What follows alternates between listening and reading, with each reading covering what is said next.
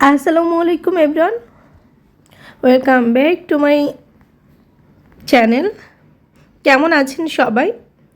আশা করি সবাই অনেক ভালো আছেন, পরিবারের সবাইকে নিয়ে সুস্থ আছেন। আমার চ্যানেলে এটা আমার ফার্স্ট ভিডিও, আজকে প্রথম ভিডিও আপলোড করব এই চ্যানেলে।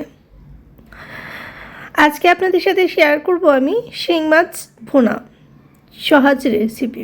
শিং মাছ ঝোল বা ভুনা যেটাই বলেন, খুবই সহজভাবে। আর আমি এই চ্যানেলে খুবই সহজ রান্নাগুলো আপনাদের সাথে শেয়ার করব, আশা করি আপনাদের কাছে ভালো লাগবে। আমি যেহেতু সরিষার তেল খাই, তাই আমি সরিষার তেলই দিয়েছি প্যানে।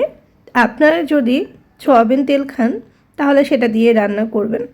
সরিষার তেলের কারণে এরকম ফেনা ফেনা উঠেছে। পেঁয়াজটা একটু ভাজা ভাজা করে নিয়েছি, কিছু কাটা কাটা পেঁয়াজ দিয়েছিলাম সরিষার তেলের ভিতরে। তারপরে আমি এখানে কিছু রসুন বাটা, জিরা বাটা, তারপরে একটু পেঁয়াজ বাটা, এগুলো দিয়ে একটু কষিয়ে নিচ্ছি মশলাটাকে। পেঁয়াজটা কিন্তু এরকম একটু ব্রাউনিশ কালার হয়ে এসেছিলো, তখন কিন্তু এগুলো দিয়েছি। মাছগুলোকে আমি পরিষ্কার করে নিয়েছি, আপনি আপনার মতো করে পরিষ্কার করে নেবেন শিং মাছগুলো। আমি এখানে কিছু হলুদের গুঁড়া, লাল মরিচের গুঁড়া দিয়ে দিচ্ছি। এখন লবণ দিয়ে কষিয়ে নেব। হালকা সামান্য পরিমাণে একটু পানি দিয়ে কষালে মশলাটা পোড়ার ভয় থাকবে না।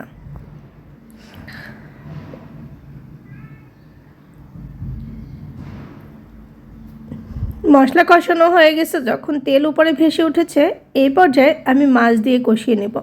শিং মাছ আমরা আসলে না বেছিয়ে রান্না করি, শিং মাছ কষিয়ে এভাবে করে রান্না করলে অনেক বেশি খেতে মজা হয়। মাছটাকে একটু ভালো সাবধানে কষাতে হবে, নেড়ে চেড়ে, কারণ মাছগুলো কিন্তু একটু নরম হয়, তো সেই জন্য সাবধানে নাড়াচাড়া দিয়ে কষিয়ে নিতে হবে। আর মাছটাকে যদি এভাবে মশলার সাথে কষিয়ে নেন তাহলে খুব ভালো লাগে। আর একটা টিপস বলবো, সেটা হলো শিং মাছ যদি আপনার ফ্রিজে অনেক দিন থাকে বা তখন আপনি একটু লেবুর রস আর হলুদ মাখিয়ে রাখলে গন্ধটা থাকবে না, তারপরে রান্না করতে পারেন। আমার যেহেতু টাটকা শিং মাছ ছিল, তাই আমি আসলে হলুদ মাখিয়ে রাখিনি। এখানে কিছু পানি দিয়ে দিচ্ছে কষানো হয়ে যাওয়ার পরে। এটাকে আমরা বলি ঝোল, যে এটার ভিতরে মাছটা সেদ্ধ হবে। ঢাকনা দিয়ে রেখে দিব কিছুক্ষণ সময়ের জন্য। 5 মিনিট পর ফিরে আসতেছি। মাছের লোকটা দেখেন কতটা ইয়াম্মি হয়েছে, তাই না? আমি এই যে একটা প্লেটে সার্ভ করে নিচ্ছি।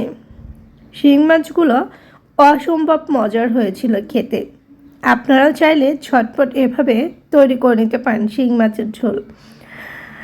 যে কখনো শিং মাছ খায় না, আমার মনে হয় সেও এখান থেকে একটু হলেও শিং মাছ খেয়ে নিতে পারবে। এত মজার শিং মাছ কেউ মিস করবে না আশা করি। আল্লাহ হাফেজ।